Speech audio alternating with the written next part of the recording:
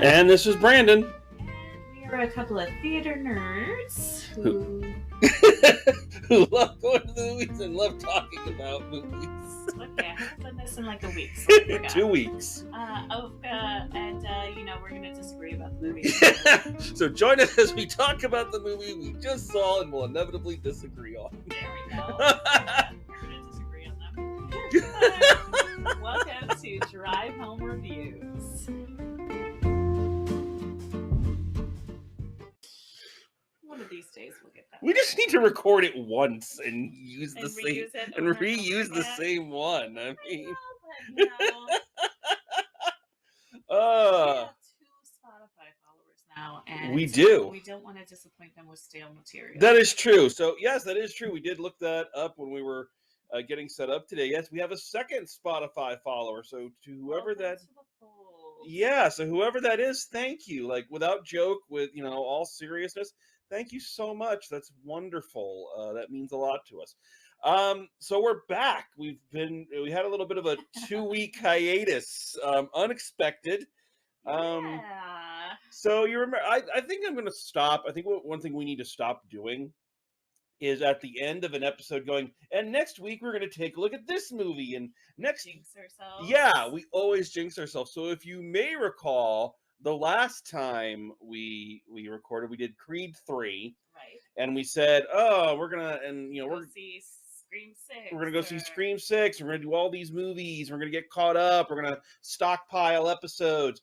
And then COVID happened. Yes. So if you're not aware, COVID is still a thing. And very much so. We finished our run of our show that we did at the community theater. Mm-hmm. 2 days later, Brandon tested positive. Yep. And then 2 of the girls tested positive a couple days after that. And then I tested positive the next week. Yeah. So we basically had 2 weeks of quarantine in the house. Yeah, and not feeling like doing anything except the very bare minimum of what we needed to. So the act of like talking about a movie felt like too much. You would have been able to get through anything. No. Without sneezing. Yeah, oh my God, yeah. So that is why we have been gone for so long, and we apologize for that. We are going to try to get caught up. I'm not going to promise that, but we're gonna do our best. But we are back, and because we were quarantined, obviously we couldn't go out to the movies. Luckily, there were plenty of streaming exists. Yeah, so luckily there, a lot of people release movies on streaming now. Which it's so funny because when we reconnected, guys know we've known each other for 20 years, but when we reconnected just prior to COVID, you were so anti-streaming. I'm still anti-streaming. And then COVID happened, and that was the only way you could watch new movies was if they were on streaming. And I am a streaming girl predominantly because I'm got that neurospicy mindset. I've got ADHD, and I can't keep physical copies of DVDs in the place where they're supposed to be, or not damaged, or I'll forget about them. And so streaming to me is way more accessible. I know it's all in the little box, So yeah, streaming is. See, and I am a physical media man, and I will be a physical media man until I physically cannot be a physical media man anymore. I like owning the movie, the TV show. I like having it in my hand, and I will tell you why. And we've had this argument. Because with the streaming, you don't own that movie, you're long-term renting it. And when Netflix or HBO Max or Hulu decides they're not going to run that movie anymore or that show anymore, well, you're SOL. Well, that is true in some cases, but like on Amazon Prime, there's a few movies that I have bought because we watch them over and over and over again, like The Greatest Showman or White Christmas. my oldest daughter's comfort movie is Christmas with the Cranks. Ugh. So like we have that one, so I know I can always access it on Amazon Prime. But here's the thing, and this is again my argument. Like a few nights ago, the internet went out. Okay, that was valid. The internet was out, and when that happens, it'd be like, oh look, the no internet, no problem, DVDs. Except for all your DVDs are still in a box. That is not, that is beside the point. But regardless, So that was one point for physical media, but the point for streaming that we had in this last little bit of time is that we couldn't leave the house. We were quarantined, and we were still able to access media, which is fair. Okay, and I like I say, I do admit streaming has its upsides, but yes.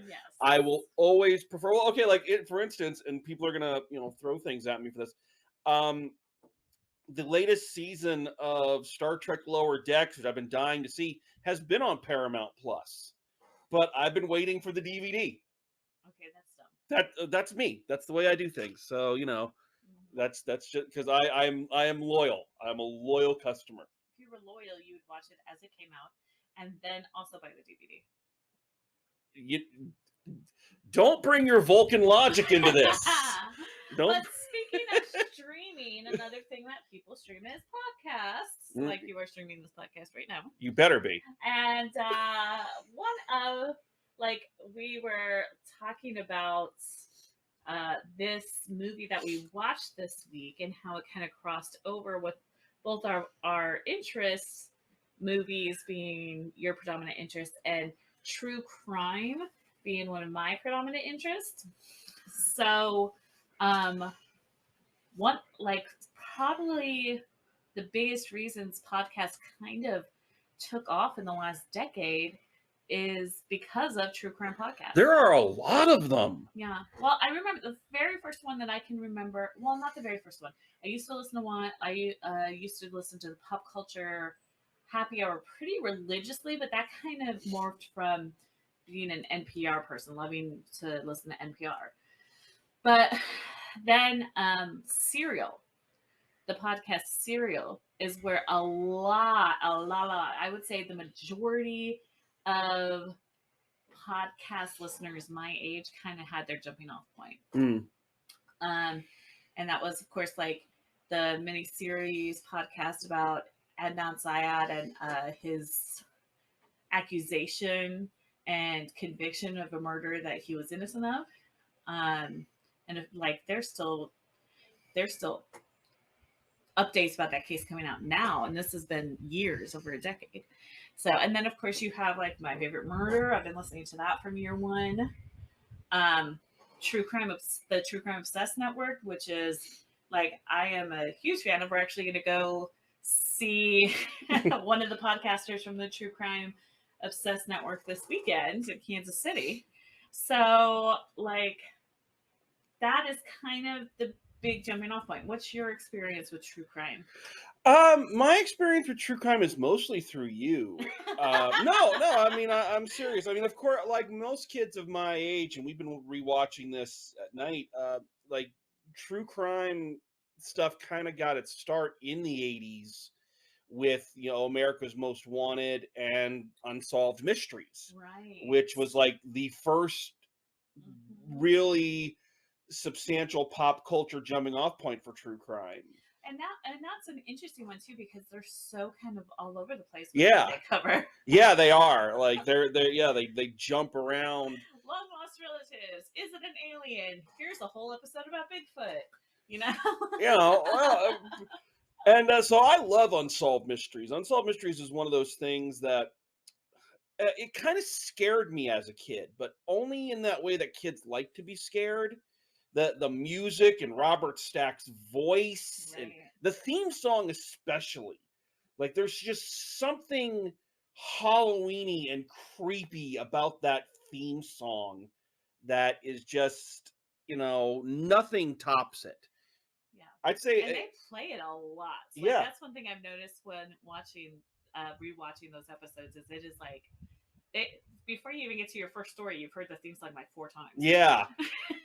But I love it. It's one of those themes. I would rank it as one of the all-time greatest theme songs. But anyway, um, so that's kind of been my experience. Then, of course, since getting together with you, you are a big true crime junkie, Well, and I've always been a so documentary lover. yeah, And then, now there's so many true crime documentaries ranging from things like fraud and cults. That's kind of one of my sweet spots. Cults and Munchausen by proxy tend to be my top sweet spots, but also like the Jared Fogle oh my god, documentary. That was nuts. Or even like that was fucked up. the Barney documentary we watched, Which was not a true crime one. We should, and not really. I well, mean, there was unless you're one of those people who consider Barney a crime against humanity. no. Well, there's the aspect of her son. Oh yeah. But that was like more of a trolling. footnote in it. It was just, But, that wasn't like the whole purpose of the right. documentary.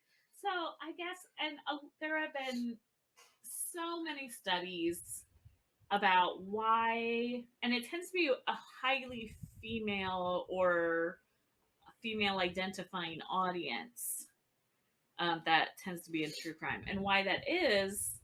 And I think from my perspective, I've been taught to look out for danger my whole life, and then growing up super religious, being taught that the way that you present yourself can cause other people to sin and they won't be able to control themselves around you.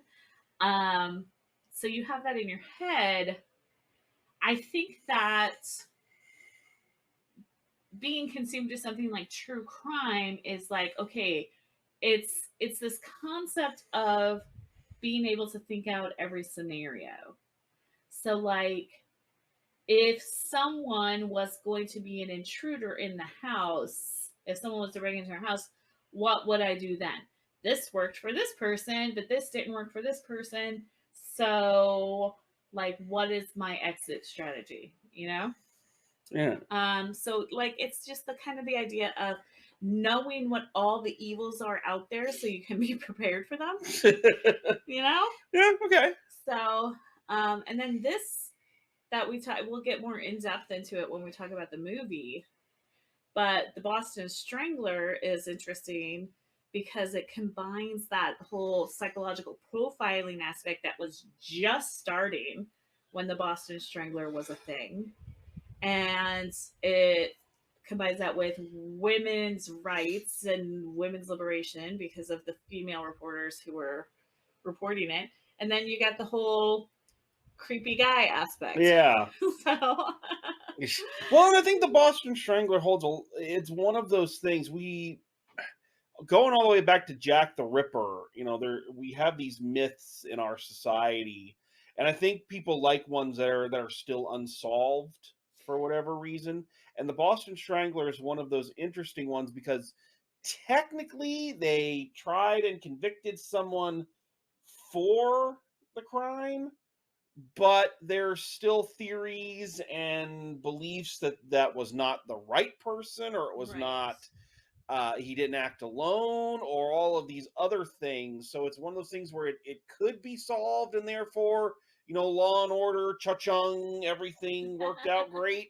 Or it could be, oh, we're still screwed. Right. Which I think, especially when you put enough distance between it, people tend to, there's that, I don't want to say romance, but I think, like I say, I think one of the reasons people still, go in for the mystery of Jack the Ripper is that it's unsolved. Nobody knows. Right.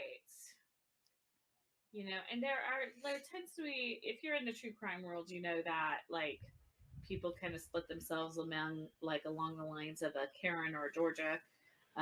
Karen, you know, and Georgia being the host of My Favorite Murder, and like, are you someone who prefers a solved mystery or an unsolved mystery? I tend to prefer a solved mystery to analyze rather than an unsolved mystery, but I know other people like to solve the mysteries because someone might know something. Yeah. It might be you. That always freaked me out when he said that. Yeah. That always, like, I don't know why, but I don't know. I felt like, because again, I was a kid when that show was on, so you felt like all the responsibility was on you. It's too much pressure, Robert Stack. It just- I did not train for this. Somewhere, someone knows the answer. Perhaps they're watching. Perhaps it's you. They did not prepare me for this in 5th grade. The one we love, and we might not get another chance. We've been talking about maybe doing a subsection of this podcast where we rewatch old unsolved mysteries and then talk about them. We might get to that. I think that sounds like a fun idea. But I have to mention this because it's something we always laugh about. Because the ones we rewatch on Tubi, they have the updates kind of spliced into them, and like, it's always funny. I forget which case it was. Like, and here's the case update. 2 minutes after our broadcast, 20 people called in. Seriously. Okay, look, here is what the theory is that we have come up with, is that if you are going to be a criminal and be, a fugitive, you have to be nice to people. Yes. Because they might second guess whether or not they should call in unsolved mysteries. But if you're a dick and they're like, that guy slightly resembles that dick that I talked to, I am calling. I'm gonna call. When okay, if 2 people call in, right. All right, that's 20 goddamn people were like. It's like 20 people in the first half hour after the like show. They were waiting for this. Like, you knew they were like watching this show, waiting on the off chance this guy's picture showed up, and this is before speed dialing. I know. Like, you had to dial those numbers in. Like, they were ready. And I think like the now version of that is like, if the podcaster comes calling, or if the Dateline person comes calling, like, if you like the person, you're gonna try to give a good, paint them in a good light. But if you're a dick and somebody's like, hey, you want to talk about this jerk on my podcast, you're gonna be like, hell yeah, I want to talk about this. I have to. You brought that up. That goes down a rabbit hole too. I got to bring that up. I think of all the true crime stuff. Yeah. That I think the one I like the least is the 2020. I think is it 2020? 2020. It tends to be a little sensational. Because the interviewers and the reporters are all just way too excited. Like, they're smiling and shit.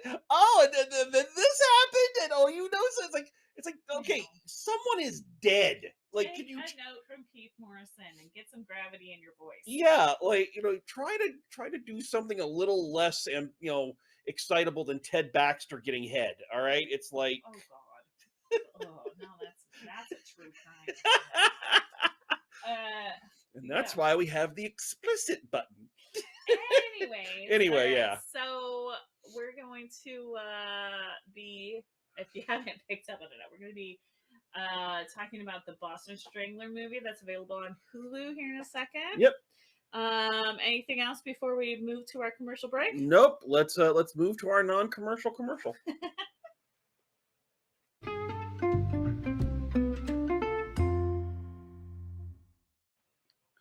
And we are back. We're gonna have to get commercials at some point. Like, I'll just record some. You just record some commercials. Just record some commercials. Buy our merch. Buy our merch that we don't have, but give us the money anyway. Maybe one day we'll have merch when I get around to it. Anywho, all right. So we are here talking about the direct to Hulu film, The Boston Strangler, starring Keira Knightley. Keira Knightley. Right? Yeah, Keira Knightley. And Carrie Coon. So now the whole concept of direct to Hulu doesn't have the same connotation as like when we were growing up and it was direct to video. Direct to video, yeah. Yeah.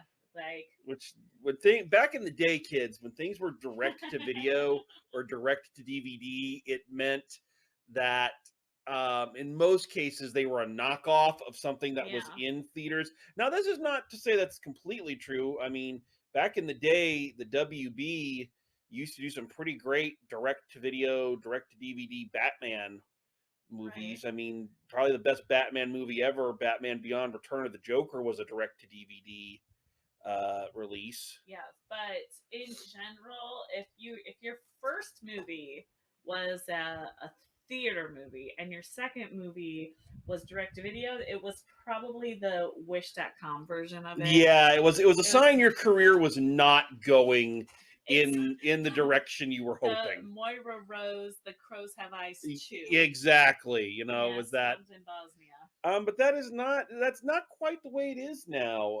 No, not with direct to streaming. I mean, I feel like they get crazy budgets and leeway and creative space when they're doing these streaming services movies. Well, when I was living in Tennessee, one of the theaters that I used to go to do drive home reviews, Ridgeway, was a theater that showed a lot of movies like this. These were smaller films, not the big budget releases, Mm-hmm. not the things that were going to garner a lot of airtime, trailers. Right. Like you really had to seek out these movies. You had to be studying and watching the coming attractions and looking at it and say, hey, what's this about?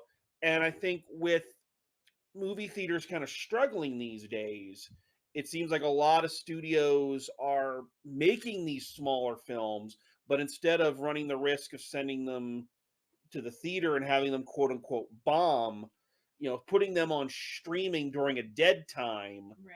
is a good way to try to generate some interest in them, especially like I say, if they're not these big special effects laden Marvel, Right. DC, summer blockbuster type Yeah, things. generally, if it's not a horror movie or a big Disney movie or a Marvel movie, like we're one of 7 people in the theater when we go Yeah. see them. Yeah, exactly. Like I was thinking about Vengeance that we went to go see last summer, the Yeah. AJ Novak about a true crime podcast. Um, there was maybe 5 or 6 Yeah, I've people. done. I've gone during the heyday. Like I went to so many movies where I was like one of the only people in the audience, Right. and in some cases the only person, and that is a bizarre experience. Right. But anyway, so the Boston Strangler comes to us from 20th Century Studios, and is I'm not. The trailers are misleading because the trailers have you believe it's a psychological thriller about these reporters diving into the mystery of the Boston Strangler, and the Boston Strangler comes after them. The way it's kind of cut together, the trailer gives you this impression that it is It's a a lot more of a thriller. yeah, It's not a thriller, it's a thinker. yeah, it's a procedural. Yeah. Well, actually, the movie that this reminds me the most of is one of the movies that came out last year that I gave a great review to that nobody saw. She Said, Oh, right. Yeah. where the reporters broke the story on Harvey Weinstein. Right. And this film bears a lot of resemblance to that in a lot of ways, but mostly for this conversation in the fact that it is more about these women investigating Right. the Boston Strangler and breaking the case, making connections. As you said, a lot of civil rights, liberate. Because women investigating crime at that time, that rhymes, um, was not common, and a lot of the backlash they faced, backlash. My words got caught in my throat there. Yeah, this is taking place in the mid 1960s in Boston, which is not known to be a very progressive city to begin with, although does have a reputation for breaking these stories because I think it was a Boston newspaper that also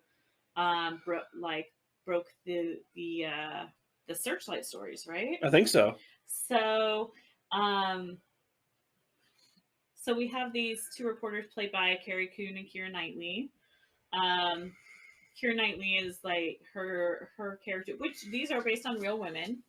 The characters are real women that existed, and she's pretty much relegated to the home economics side of the newspaper, product testing, things yeah. of that nature. Whereas Carrie Coon was fortunate to become a mentee of one of the editors fresh out of college, and so she's been able to do investigative reporting, and so they kind of combine forces to look into the Boston Strangler cases. Yeah. And from most accounts, the they are the first people to connect these cases together. Yeah.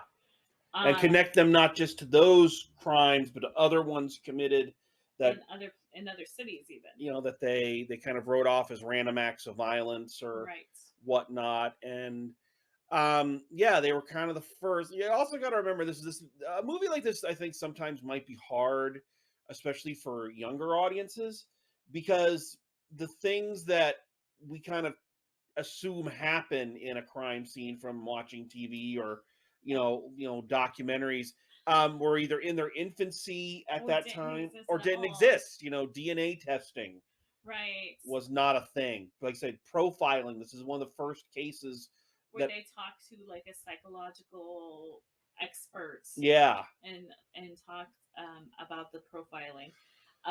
It reminds me, there's a John Mulaney um, bits that he does in one of his shows, and they talk about the detectives in the 1920s who come into a crime scene and be like, "There's a big pool of blood," and the guy's like, "Gross, get somebody to clean it up," So like that's kind of Yeah. You the know, the what they're dealing with there. so yeah, it's more of, like I say, it's more of a step by step kind of this we did this again, very similar in structure to She Said. I think this one has a little bit more in terms of character development than that one did. Um, Mainly for the Keira Knightley character, Right, who is our main focus, and right. she is kind of the main point of view character that we get. So, and we kind of see her grow from an ambitious young woman to a seasoned reporter. We see the toll that takes on her personal life, Right. not just in terms of the the effect it has on her marriage, but also the notoriety it brings, the negative aspects of Right. The the infamy, the 1960s equivalent of trolling. basically, You know, right. um. So what do you think? What do you think of the performances of this? What do you think? Like You know, Keira Knightley, especially. I was actually surprised. I tend to like, I mean, I think you're a bigger fan of Keira Knightley than I am. I don't mind her. I just feel like a lot of times she's kind of one note. Um, and she's always got the Keira Knightley mouth acting thing going on. But you know, there wasn't really as much of that in this as she usually does. I think she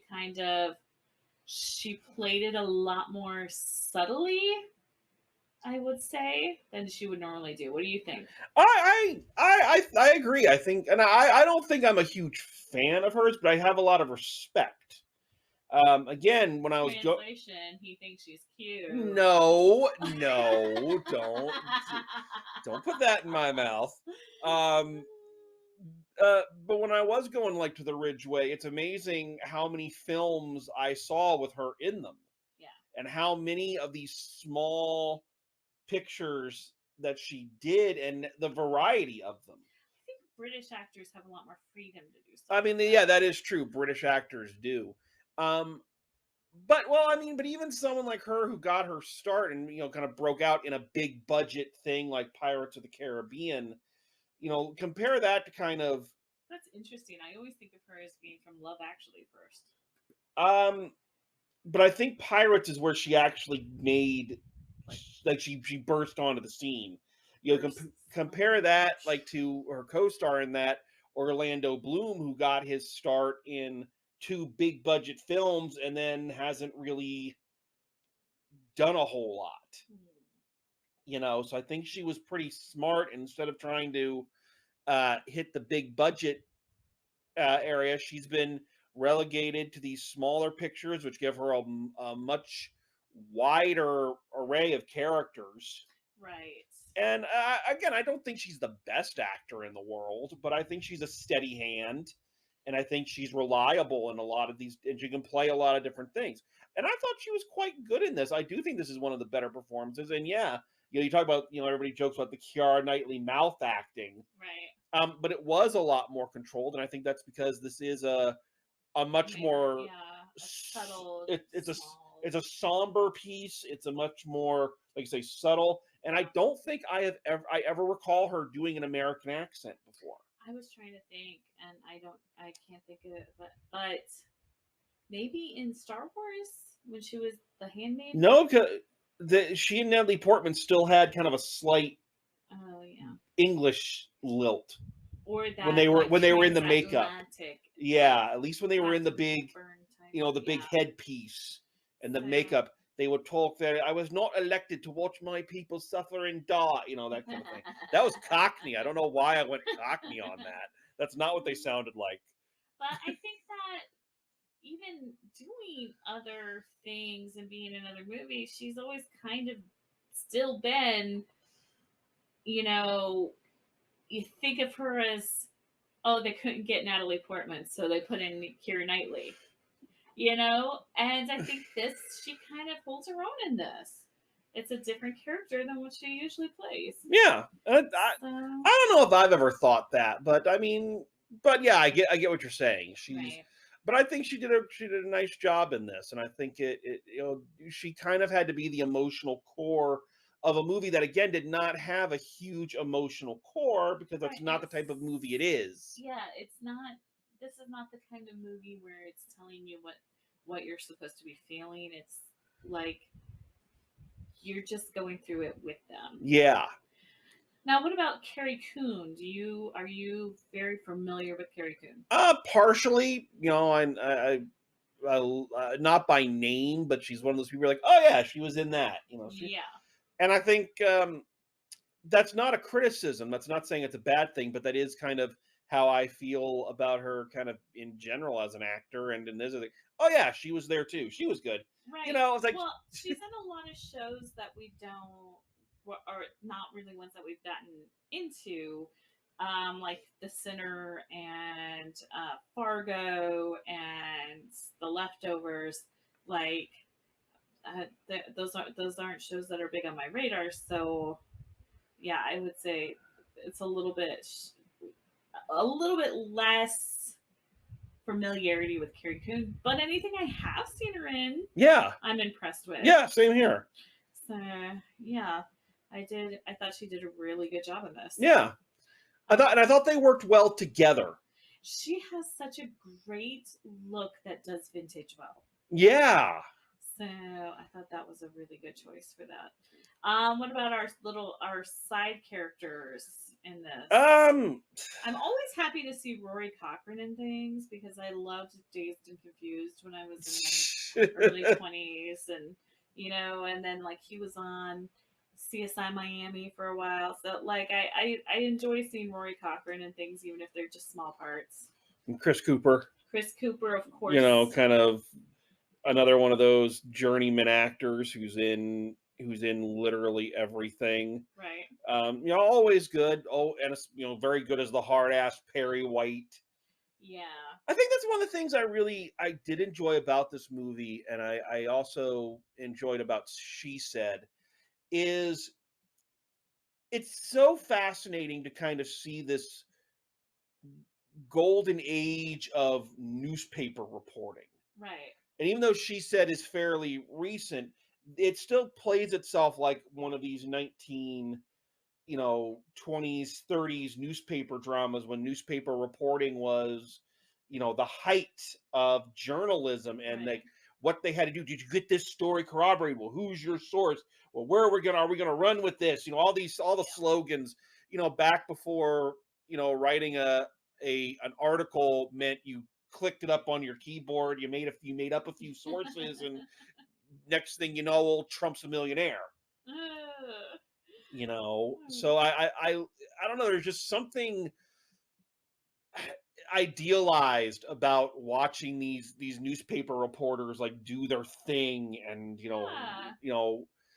and fight the good fight and find the facts and right. And that's one thing about this is like even when the police and the police in this were bleh, but even when the police kind of, gave up, they just kind of kept going and trying to find things on their own. Um, Other big characters that they have: David Desmalchian from Ant-Man fame Yeah. plays our Albert DeSalvo, which is the guy who actually did time and was killed in prison.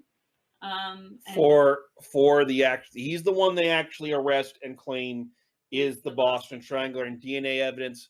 What say, like 13 years later? right, confirms that one of the murders was definitely committed by him. Yes.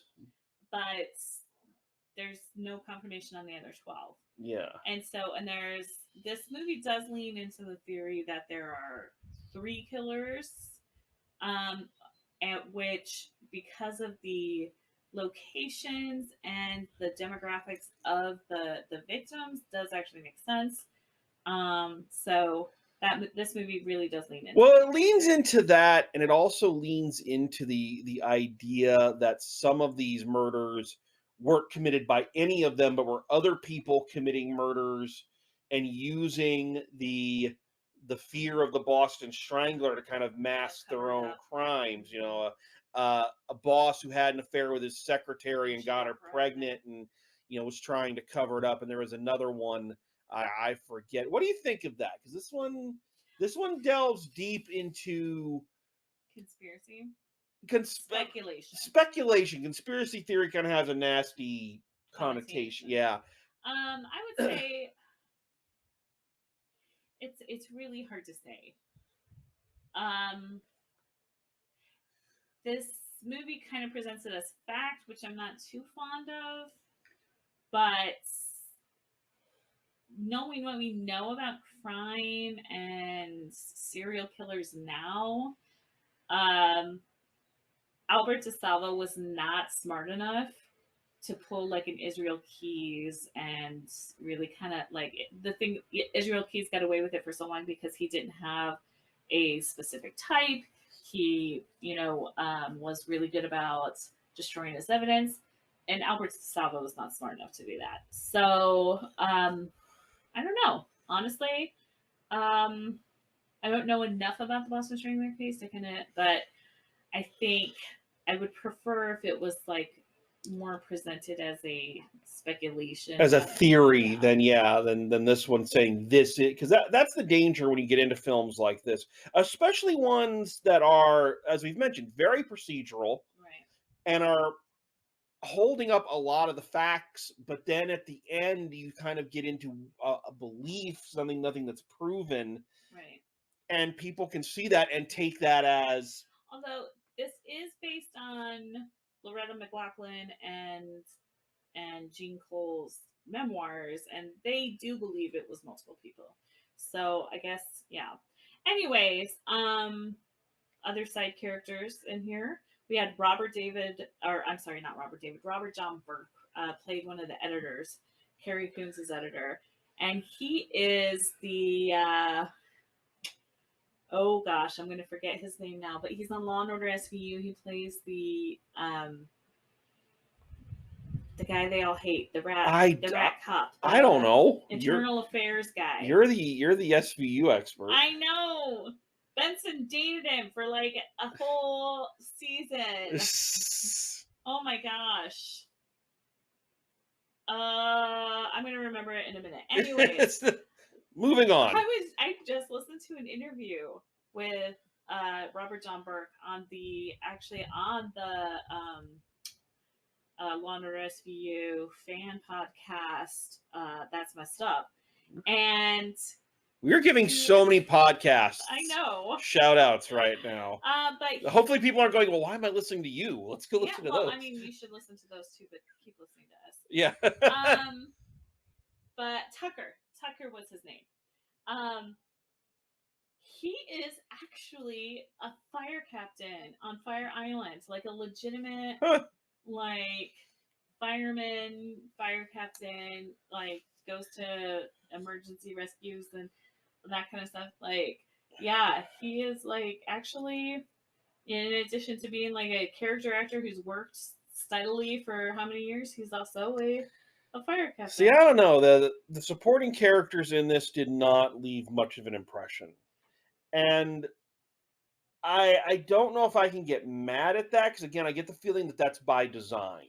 Right. I get the feeling that that is there again because the two reporters are our main characters, so everybody are they are the front, and everybody else is kind of there to. I think it kind of is, like you said, by design. I think there are two strong female reporters who are trying to make themselves stand out in a sea of white men. You know. Yeah. Um, Now another character actor who I appreciate is Luke Kirby, and he's in this playing F. Lee Bailey. He also is in The Marvelous Miss Maisel as the role of Lenny Bruce. And so, like, he's one of those kind of chameleon characters who can kind of take on these big personalities. Hmm. So I kind of like that. That would be, if I were to be an actor, that would be the kind of career I A would professional want. actor. Right, a professional actor.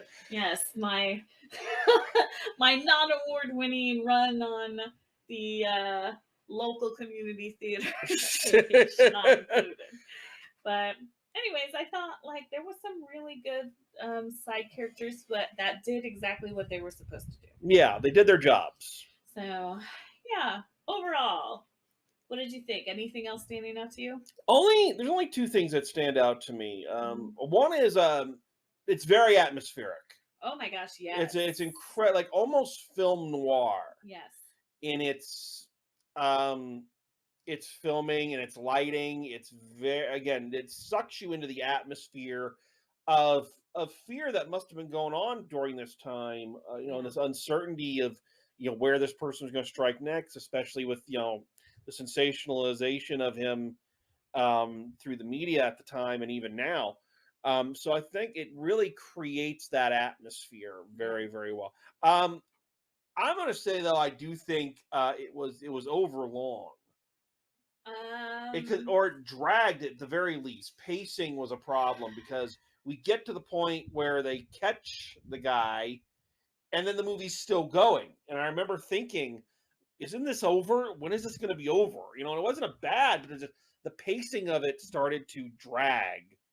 Well, I knew it wasn't going to be over at that point because I knew that more had happened after that. I would say I don't necessarily agree with you on the length. Okay. I don't know what you would have shortened in it. I don't think it needed to be shortened. I think the pace needed to be picked up. Is what I think there's a difference.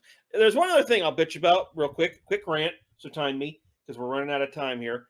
Okay. I gotta say, as I'm looking at the poster, I hate this poster. And look, I know it's a direct to streaming thing, but I am a big one for poster art. I think that it's so important. That is so vital to the identity of your film. It is very Hitchcock-esque. The poster is Keira Knightley looking vaguely annoyed on the phone with a shadow behind her. She's not even scared of the shadow or looking mysteriously over. She is obviously suspicious. No, she is not. She is looking at that shadow like it's talking to her while she's trying to hear the other person. It's like, excuse me, I am on the phone here, Mr. Boston Strangler. You can't read emotions. Okay. Oh, excuse me? I beg your pardon? So wow. Okay. I think it's very Hitchcock. She is on the phone. She is the lighting is very vintage. It is. And she's got that shadow behind her. It is flat and dull, and she looks annoyed. No, I disagree with you. She looks. This poster is garbage. Disagree. Come on. Okay. We have got. I would agree with you on the visual though. The sets in this were really amazing, and you felt like you were in the '60s, in 1960s Boston. Like it was really, really well done. All right. So, what do you think? Final grade. You know what? I'm going to be a little harsher than maybe I should be, but this is one of the things. And a shocking twist. He grades lower than he. I'm going to go a C+. Oh gosh, you really did go. I did and the problem is, is that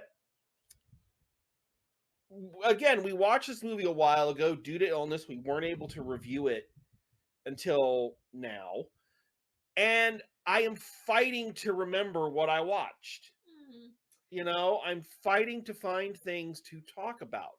And that says that, you know, while there were good things there, that not enough stuck in my memory to make this really. Well, there you go, blaming the movie for your old That, manness. you know what? I will blame everything for my old manness. I think a B plus. Wow. I think it did a pretty good job there. I had a few issues with it because, like I said, don't present a theory as fact. But overall, I think pretty good job. I think Keira Knightley and Carrie Coon carried the movie pretty well. No, I think they did That was a too. lot of customs. That was, yeah. Keira Knightley and Carrie. No, And if I was say, Keira Knightley and Carrie Coon carried it. yeah, they did a lot of good stuff, and if you're a true crime fan, I think you're going to enjoy it. And Right. I think You'll again, probably argue with it, but yeah, very atmospheric, well directed. Issues with the pacing. It's just that again, it's not memorable. Nothing really stuck in my head or in my heart. All right then. So there you go. So we do not know what we are going to review next No. because we've decided that we're not going to jinx ourselves. No, we've got some candidates, but we are going to try to get back on our schedule of every Thursday. So we apologize, but that's, life happens. You can't control it. Yeah, exactly. But we love doing this. Glad to be back. Thank you to our second listener, whoever you are. Welcome, and hopefully tell your friends. All right. So thank you so much. Thank you, my love. I'm glad you're feeling better. Thank you. I am too. Yeah. And thank you all, and we will see you next time. So until then, as always, drive safe, and we will see you at the movies.